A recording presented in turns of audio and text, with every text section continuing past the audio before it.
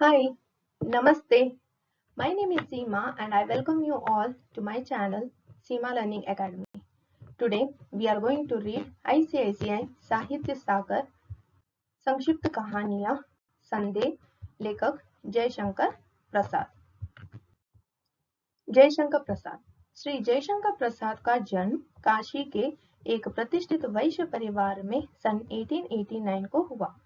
घर पर ही इन्होंने अंग्रेजी, संस्कृत, हिंदी, उर्दू तथा फारसी भाषाओं का गहन अध्ययन किया।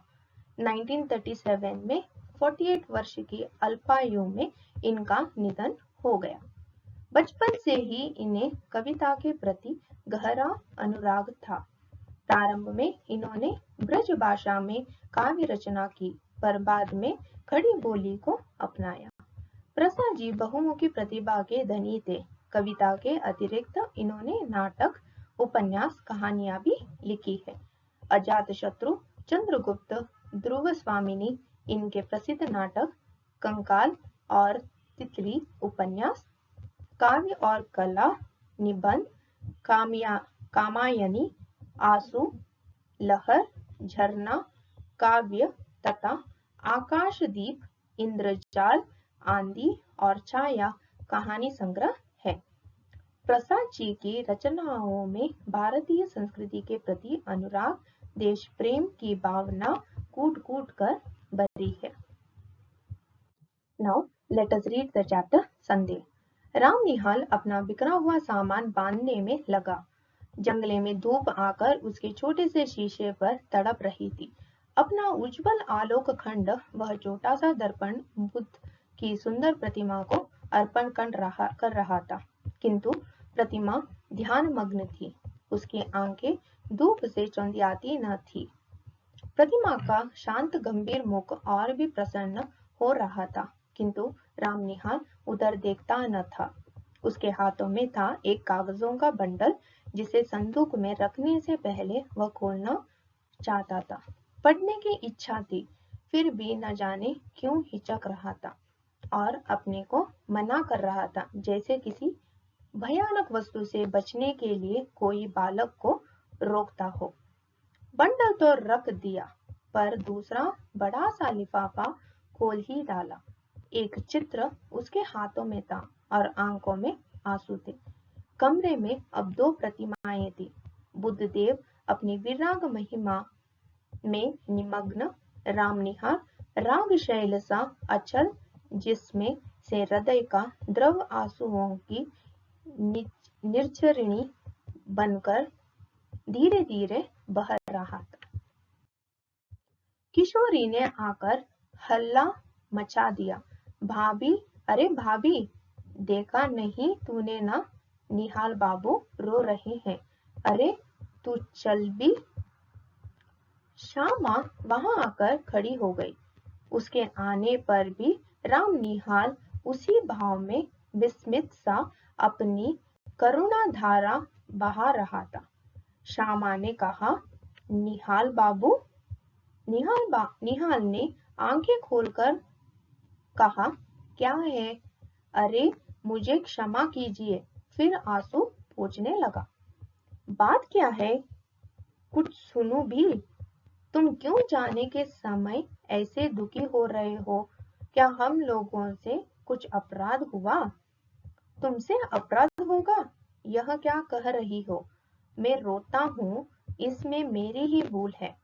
प्रायश्चित करने का यह ढंग ठीक नहीं, यह मैं धीरे धीरे समझ रहा हूँ, किंतु करूँ क्या? यह मन ही नहीं मानता। श्यामा जैसी सावधान हो गई। उसने पीछे फिरकर देखा कि किशोरी खड़ी है। श्यामा ने कहा, जा बेटी, कपड़े धूप में फैले हैं, वहीं बैठ। किशोरी चली गई। अब जैसे सुनने के लिए प्रस्तुत होकर श्यामा एक चटाई खींचकर बैठ गई। उसके सामने छोटी सी बुद्ध प्रतिमा सागवान की सुंदर मेज पर धूप के प्रतिबिंब में हंस रही थी। राम निहाल कहने लगा, श्यामा, तुम्हारा कठोर व्रत वैधव्य का आदर्श देकर मेरे हृदय में विश्वास हुआ कि मनुष्य अपनी वासनाओं का दमन कर सकता है, किंतु तुम्हारा अवलंब बड़ा दृढ़ है। तुम्हारे सामने बालकों का झुंड हंसता, खेलता, लड़ता, झगड़ता है, और तुमने जैसे बहुत सी देव प्रतिमाएं श्रृंगार से सजाकर हृदय की कोठरी को मंदिर बना दिया, किंतु मुझको वह कहाँ मिलता।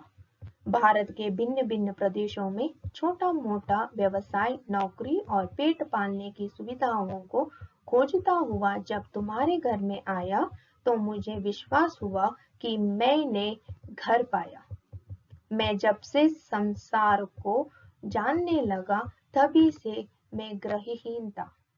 मेरा संदूक और ये थोड़ा से सामान जो मेरे उत्तराधिकार का अंश था, अपनी पीठ पर लादे हुए घूमता है, फिर उसी तरह जैसे कंजर अपनी गृहस्थी टट्टू पर लादे हुए घूमता है। मैं चतुर था, इतना चतुर जितना मनुष्य को न होना चाहिए, क्योंकि मुझे विश्वास हो गया है कि मनुष्य अधिक चतुर बनकर अपने को अभागा बना लेता है और भगवान की दया से वंचित हो जाता है। मेरी महत्वाकांक्षा, मेरी उन्नतिशील विचार मुझे बराबर दौड़ाते रहे। मैं अपनी कुशलता से अपने भाग्य को धोखा देता रहा। यह भी मेरा पेट भर देता था। कभी कभी मुझे ऐसा मालूम होता कि यह दांव बैठा कि मैं अपने आप पर विजयी हुआ और मैं सुखी होकर, संतुष्ट होकर चैन से संसार के एक कोने में बैठ जाऊंगा, किंतु वह मृग मरीचिका थी। मैं अब तक जिनके यहाँ नौकरी करता रहा, वे लोग बड़े ही सुशिक्षित और सज्जन हैं, मुझे मानते भी बहुत है। तुम्हारे यहाँ घर का सा सुख है, किंतु यह सब मुझे छोड़ना पड़ेगा ही। इतनी बात कहकर रामनिहाल चुप हो गया। तो तुम काम की एक बात न कहोगे? व्यर्थ ही इतनी। श्यामा और कुछ कहना चाहती थी कि उसे रोककर रामनिहाल कहने लगा, मैं तुमको अपना शुभचिंतक, मित्र और रक्षक समझता हूँ। फिर तुमसे न कहूंगा तो यह बात कब तक ढोता रहूंगा। यह चैत है ना? हाँ ठीक। कार्तिक की पूर्णिमा थी। मैं कामकाज से छुट्टी पाकर संध्या की शोभा देखने के लिए दशाश्वमेध घाट पर जाने के लिए तैयार था कि ब्रजकिशोर बाबू ने कहा, तुम तो गंगा किनारे टहलने जाते ही हो। आज मेरे एक संबंधी आ गए हैं, इन्हें भी एक बजरे पर बैठाकर घुमाते आओ। मुझे आज छुट्टी नहीं है। मैंने स्वीकार कर लिया। ऑफिस में बैठा रहा। थोड़ी देर में भीतर से एक पुरुष के साथ एक सुंदरी स्त्री निकली और मैं समझ गया कि मुझे इन्हीं लोगों के साथ जाना होगा। ब्रजकिशोर बाबू ने कहा, मान मंदिर घाट पर बाजरा ठीक है। निहाल आपके साथ जा रहे हैं, कोई असुविधा न होगी। इस समय मुझे क्षमा कीजिए, आवश्यक काम है। पुरुष के मुंह पर की रेखाएं कुछ तन गई। स्त्री ने कहा, अच्छा है, आप काम कीजिए, हम लोग तब तक घूम आते हैं। हम लोग मान मंदिर पहुंचे। बाजरे पर चांदनी बिछी थी। पुरुष मोहन बाबू जाकर ऊपर बैठ गए। पैड़ी लगी थी। मनोरमा को चढ़ने में जैसे डर लग रहा था। मैं बाजरे के कोने में खड़ा था।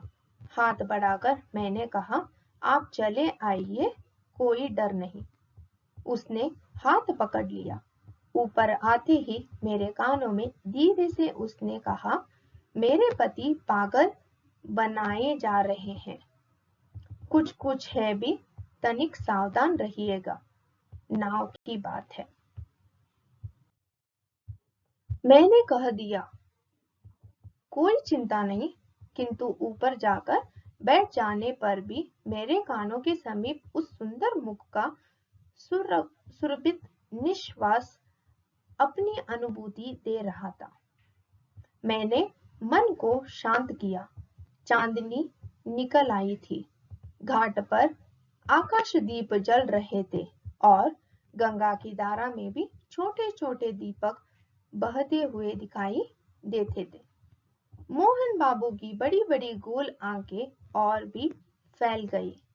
उन्होंने कहा, मनोरमा, देखो, इस दीपदान का क्या अर्थ है, तुम समझती हो?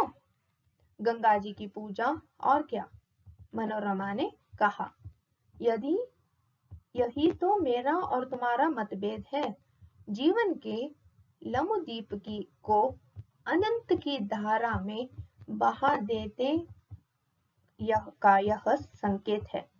आह, कितनी सुंदर कल्पना, कहकर मोहन बाबू जैसे उच्च वसित हो उठे।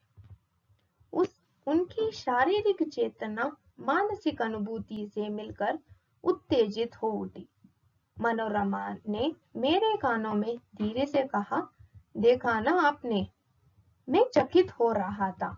बाजरा पंचगंगा घाट के समीप पहुंच गया था। तब हंसते हुए मनोरमा ने अपने पति से कहा, और यह बांसों में जो टंगे हुए दीपक हैं, उन्हें आप क्या कहेंगे?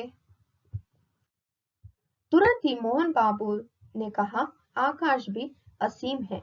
जीवन दीप को उसी ओर जाने के लिए यह भी संकेत है। फिर हाँफते हुए उन्होंने कहना आरंभ किया, तुम लोगों ने मुझे पागल समझ लिया है। मैं यह जानता हूँ। ओह, संसार की विश्वासघात की ठोकरों ने मेरे हृदय को विक्षिप्त बना दिया है, मुझे उससे विमुख कर दिया है। किसी ने मेरे मानसिक विप्लवों में मुझे सहायता नहीं दी। मैं ही सबके लिए मरा करूं। अब मैं यह नहीं सह सकता। मुझे अकपट प्यार की आवश्यकता है। जीवन में वह कभी नहीं मिला। तुमने भी, मनोरमा, तुमने भी मुझे। मनोरमा घबरा उठी। उसने कहा, चुप रहिए, आपकी तबीयत बिगड़ रही है, शांत हो जाइए। क्यों शांत हो जाऊं? रामनिहाल को देखकर चुप रहूं? वह जान जाए, इसमें मुझे कोई भय नहीं। तुम लोग छिपाकर सत्य को छलना क्यों बनाती हो? मोहन बाबू के श्वासों की गति तीव्र हो उठी। मनोरमा ने हताश भाव से मेरी ओर देखा। वह चांदनी रात में विशुद्ध प्रतिमा से निश्चेष्ट हो रही थी। मैंने सावधान होकर कहा, मां जी, अब घूम चलो। कार्तिक की रात चांदनी से शीतल हो रही चली थी।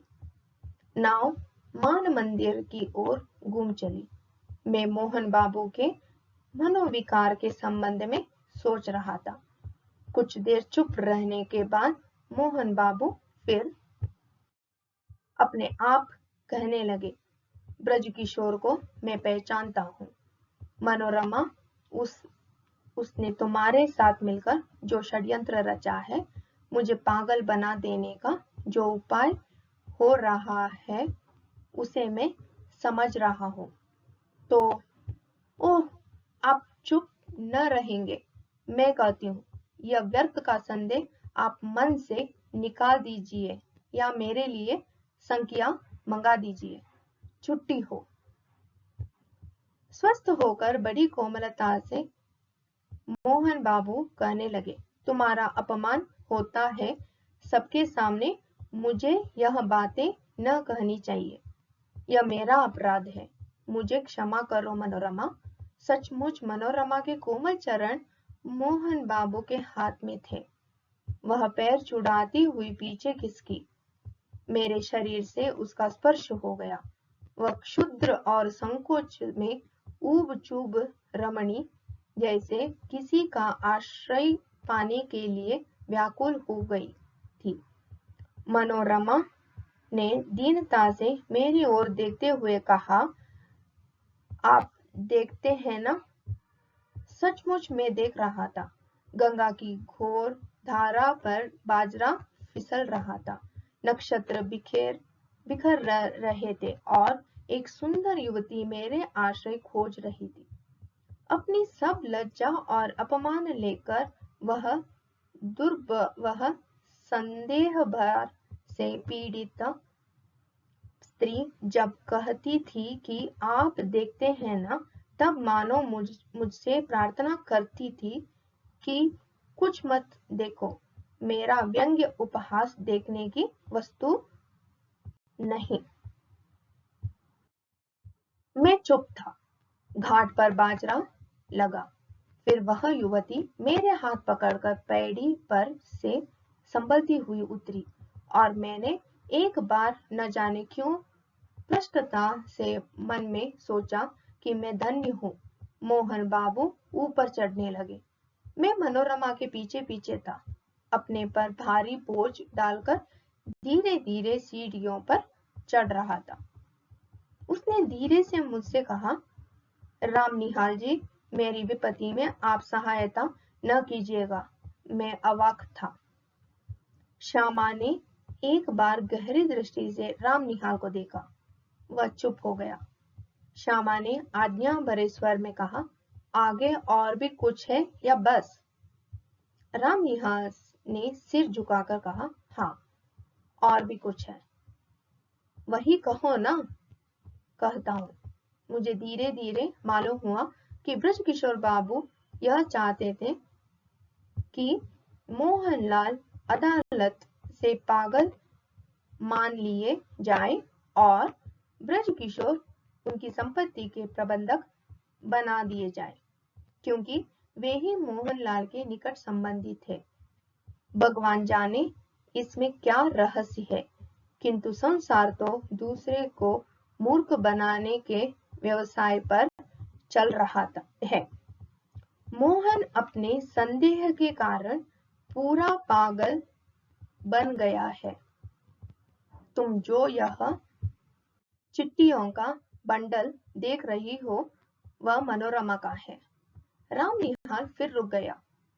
श्यामा ने फिर तीखी दृष्टि से उसकी ओर देखा। राम निहाल कहने लगा, तुमको भी संदेह हो रहा है, सो ठीक ही है। मुझे भी कुछ संदेह हो रहा है। मनोरमा क्यों मुझे इस समय बुला रही है? अब श्यामा ने हंसकर कहा, तो क्या तुम समझते हो कि मनोरमा तुमको प्यार करती है और वह दुष्चरित्र है? छी राम निहाल, यह तुम क्यों सोच रहे हो? देखे तो हाथ में यह कौन सा चित्र है? क्या मनोरमा की ही? कहते कहते श्यामा ने राम निहाल के हाथ से चित्र ले लिया। उसने आश्चर्य भरे स्वर में कहा, अरे यह तो मेरा ही है। तो क्या तुम मुझसे प्रेम करने का लड़कपन करते हो? यह अच्छी फांसी लगी है।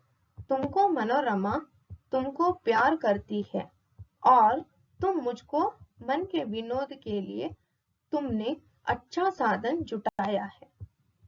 तभी कायरा की तरह यहाँ से बोरियां बांधना लेकर भागने की तैयारी कर ली है।